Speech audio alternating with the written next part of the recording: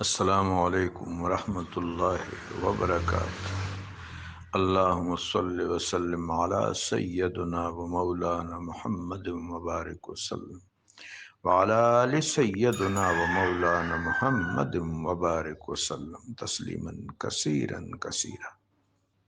گزشتہ گفتگو میں میرے آقا و مولا صلی اللہ علیہ وآلہ وبارک وسلم کے اسم حمید، اسم پاک، اسم مطہر بشیر پر کچھ گفتگو ہوئی تھی۔ آج نذیر کو سمجھنے کی کوشش کرتے ہیں اور اس کی برکات سے استفادہ کرنے کے لیے رب جلیل و جمیل سے توفیق کی ارزانی مانگتے ہیں۔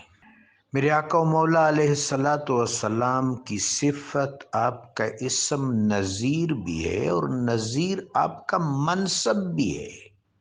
نذیر میرے آقا و مولا علیہ الصلاۃ والسلام کے جتنی بھی مراتب ہیں، مناصب ہیں، ایک تو یہ ہے کہ یہ میرے آقا کا شملہ ہے، میرے آقا کے خصائص میں سے ہے، میرے آقا کے فضائل میں سے ہے، میرے آقا و مولا صلی اللہ علیہ وآلہ وبارک وسلم کے محاسن میں سے ہے۔ لیکن اس سے آگے کی ایک بات کہ یہ میرے آقا کا مرتبہ ہے، آپ کا منصب ہے، آپ کے جو بہت سے مراتب و مناصب ہیں ان میں سے یہ بھی ایک منصب عالی قدر ہے۔ اور اس منصب کی آپ وسعت ملاحظہ فرمائیں، للعالمین نذیرا، کہ ہم نے تمام عالمین کے لیے آپ کو نذیر بنا کر بھیجا ہے۔ آپ تمام عالمین کے واسطے نذیر ہیں۔ لِتَكُونَ لِلْعَالَمِينَ نَذِيرًا، کہ آپ تمام عالمین کے واسطے منصب نذیری پر شاد کام فرمائے گئے ہیں۔ اب عالمین پر اہل علم نے جو کلام کیا ہے اس میں تنوع ہے۔ آپ سب جانتے ہیں کہ الفاظ کے معنی میں، الفاظ کے مفاہیم میں ایک رائے نہیں ہو سکتی، تنوع بہر صورت ہوتا ہے، اور یہ تنوع وسعت ہے، تنوع جمال ہے۔ کیا دنیا میں سبزی صرف ایک طرح کی ہے؟ نہیں، بہت زیادہ سبزیاں ہیں، پھول بہت زیادہ ہیں، شجر بہت زیادہ ہیں، ستارے بہت زیادہ ہیں، کواکب بہت زیادہ ہیں، آسمان بھی زیادہ ہیں، زمینیں بھی زیادہ ہیں، اللہ تبارک و تعالیٰ کے اسماء کی تجلیات بھی زیادہ ہیں، اللہ کی صفات کی برکات بھی زیادہ ہیں۔ تو اس دنیا میں جمال کا سلیقہ اور قرینہ یہ ہے کہ تنوع ہے۔ علمی معاملات میں بھی الفاظ کی تشریح و توضیح میں بھی بہر صورت تنوع موجود ہے اور تنوع میسر ہے۔ اس سے ایک جمال سا راستہ ہوتا ہے۔ للعالمین، عالمین کے بارے میں جو فلسفیانہ نقطہ نظر ہے صوفیاء کا اور اہل علم کا، یعنی متکلمین اسلام، وہ یہ فرماتے ہیں کہ اس سے مراد عالم امر اور عالم خلق ہے۔ قرآن عظیم میں کریم رب کا ارشاد ہے، وَلِلَّهِ الْخَلْقُ وَالْأَمْرُ، عالم امر بھی اللہ کا ہے، عالم خلق بھی اللہ کا ہے۔ یہ بہت خوبصورت تفسیر ہے۔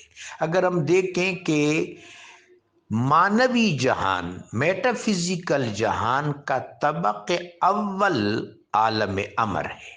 جب اللہ نے کن فرما دیا، کن کے بعد فیکون کا عمل شروع ہوا، تو فیکون کے نقطہ آغاز پر تعین اول، سانحہ اول، نور اول، یعنی حقیقت محمدیہ صلی اللہ علیہ وسلم، پھر اس حقیقت کی تبسیط، جواہر، الطاف، معانی، اوامر، پھر اوامر کے بعد پہلا جو میٹا فزیکل طبق کائنات ہے وہ عالم امر ہے۔ عالم امر نے نزول کیا تو عالم جبروت و ملکوت و میثاق و مثال ترتیب پائے اپنی تمام تر بے قرانیوں اور وسعتوں کے ساتھ۔ عالم خلق مشہود جہان، محسوس جہان، جب عالم مثال سے رتق نیچے آیا، اس رتق میں فشار پیدا ہوا، دخان، دخان سے آسمانوں کا نظام، خیال، خیال سے ناسود کا اور دنیا کا نظام، یہ عناصر کا نظام، یہ عالم خلق ہے۔ تو ان دونوں جہانوں کے لیے عالم امر اور عالم خلق، عالم امر کی وسعتوں کا اور طبقات کا عالم کیا ہے، عالم خلق کے عناصر میں تنوع کا عالم کیا ہے، ان دونوں عوالم کے لیے، عالمین کے لیے رب جلیل و جمیل نے فرمایا لِتَكُونَ لِلْعَالَمِينَ نَذِيرًا، کہ آپ عالمین کے لیے نذیری کے منصب جلیلہ پر شاد کام ہیں، اے میرے حبیب علیہ الصلاۃ والتحیۃ والسلام صلی اللہ علیہ وآلہ وبارک وسلم۔ ایک تفسیر تو یہ ہے۔ اب قابل غور بات ایک اور بھی ہے، اہل علم اس پر غور کریں، اہل طلب علم بھی اس پر غور کریں کہ اب اگر میرے آقا عالم امر کے لیے بھی نذیر ہے، عالم خلق کے لیے بھی نذیر ہے، اور قرآن کی نص واضح ہے، تو پھر نذیر کا ترجمہ کیا ہونا چاہیے؟ نذیر کا ترجمہ کیا ہونا چاہیے؟ ڈرانے والا، یہ ترجمہ ہو سکتا ہے؟ پھر میٹا فزیکل جہان میں وہاں تو سیئہ نہیں ہے، وہاں تو قبح نہیں ہے، وہاں تو ایسی کوئی چیز نہیں ہے جس کے لیے نہیں ہو، وہاں شر نہیں ہے، وہاں فساد نہیں ہے، وہاں کراہت نہیں ہے، وہاں گناہ نہیں ہے، وہاں برا عمل نہیں ہے، وہاں ظلم نہیں ہے، وہ تکوین کا جہان ہے، عدل ہی عدل ہے، حسن ہی حسن ہے۔ یہ عالم امر کی جتنی بھی طبقات ہیں، خواہ وہ عالم امر خود ہو، خواہ اس کی توسیع یعنی عالم جبروت، عالم ملکوت، عالم میثاق، عالم مثال، اس میں تکوینی طور پر تمام خلائق رب جلیل و جمیل کے حضور بالکل مطیع ہیں، سرے مو بھی انحراف نہیں کرتے۔ تو کیا ہم یہاں پر بھی نذیر کا ترجمہ ڈرانے والا کریں گے؟ ہرگز نہیں۔ نذیر کے اصل تراجم دو ہیں۔ ایک مطلب یہ ہے کہ جس چیز کی طرف بھیجا گیا اس چیز کا باعث بھیجا جانے والا ہے، اس کا باعث، اس کی علت، اس کی وجہ، اس کے لیے امکان قرار وہ ہستی ہے۔ تو ایک مطلب تو ایک کہ ان تمام جہانوں کے لیے باعث ہے میرے آقا، باعث تخلیق کائنات، باعث نظام فیکون، سانح اول، نور اول، تعین اول۔ دوسرا مطلب خوشخبری سنانے والا، کہ اگر آپ کے ہاں کسی سطح پر بھی کوئی پرابلم پیدا ہو جائے تو میری شفاعت کام آئے گی، میں اللہ تبارک و تعالیٰ کے اذن سے شفاعت کروں گا، اور پھر تمہاری تمام تر سیاہ بختیاں ختم ہو جائیں گی اور خوش بختیاں لوٹ آئیں گی۔ ایک ترجمہ یہ بھی کیا جا سکتا ہے کہ دنیا میں عالم خلق میں چونکہ آپ نذیر عالم امر کے لیے بھی ہیں، عالم خلق کے لیے بھی، تو دنیا میں عالم خلق میں جس وقت عالم خیال سے نفس پریویل کرتا ہے تو نفس کے تین وظائف میں سے آپ کے علم میں ہے کہ نفس کا اصل وظیفہ معرفت سے شاد کامی ہے، لیکن نفس کا ایک وظیفہ بشری تقاضوں کا ادراک کروانا ہے۔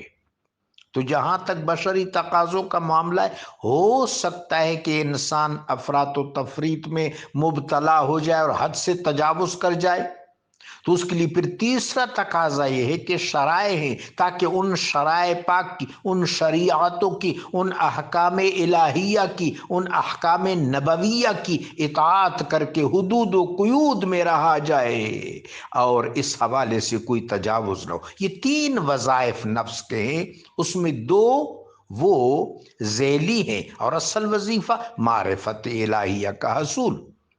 چنانچہ جس وقت انسان عالم ناسوت میں کار فرما ہوتا ہے تو بشری تقاضوں کے لیے حد سے تجاوز کر سکتا ہے، اور یہاں پر اس کے اعمال میں قبح آ سکتا ہے۔ منصب رسالت اور منصب نبوت کا ایک گوشہ پھر نظیری ہے کہ لوگوں کو اگر وہ حدود و قیود سے تجاوز کرے تو ان کو اس برے عمل کے وبال سے متنبہ کیا جائے کہ جو برا عمل ہے دنیا میں بھی خسران کا باعث ہے، آخرت میں بھی خسارے اور شرمندگی اور ندامت کا باعث ہے، اس سے اجتناب کرو۔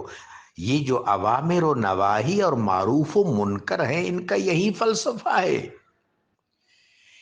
لیکن نظیر بہت بڑا منصب ہے، اور اب آتے ہیں متکلمین کے بجائے متصوفین کی طرف کہ وہ اس اسم پاک کو کس طرح دیکھتے ہیں۔ وہ فرماتے ہیں کہ عالم امر سے مراد باطن ہے اور عالم خلق سے مراد ظاہر ہے، یعنی جو مرتبہ جامعہ ہے، مرتبہ جامعہ میں سب کچھ جمع ہو گیا، روح کی صورت میں عالم امر آ گیا، جسم کی صورت میں عالم خلق چلا گیا، دونوں آپس میں امتزاج پا گئے تو وجود انسانی مترتب ہوا، سو یہ مرتبہ جامعہ ہے۔ تو صوفیاء عظام علیہم الرحمہ، متکلمین چمن ستان تصوف فرماتے ہیں کہ اس سے مراد مرتبہ جامعہ انسان ہے اور انسان کا ظاہر و باطن مراد ہے۔ عالم امر سے مراد عالم باطن، عالم خلق سے مراد عالم جسمانی، ظاہر و باطن۔ تو آقا و مولا علیہ السلام ظاہر و باطن میں یگانگت پیدا کرنے کے لیے تشریف لائے، ظاہر و باطن میں امتزاج پیدا کرنے کے لیے، ظاہر و باطن میں ربط پیدا کرنے کے لیے، باطن کو تزکیہ سے چمکانے کے لیے اور ظاہر کو حسنہ سے شادکام کرنے کے لیے تشریف لائے۔ تو نذیر کا منصب بہت عظیم الشان منصب ہے، یہ میرے آقا کی صفت بھی ہے، اسم بھی ہے، اور آپ کا مرتبہ اور منصب جلیلہ بھی ہے۔ اللہ اس میں نذیر کے صدقے ہم پر کرم فرما۔ جزاکم اللہ۔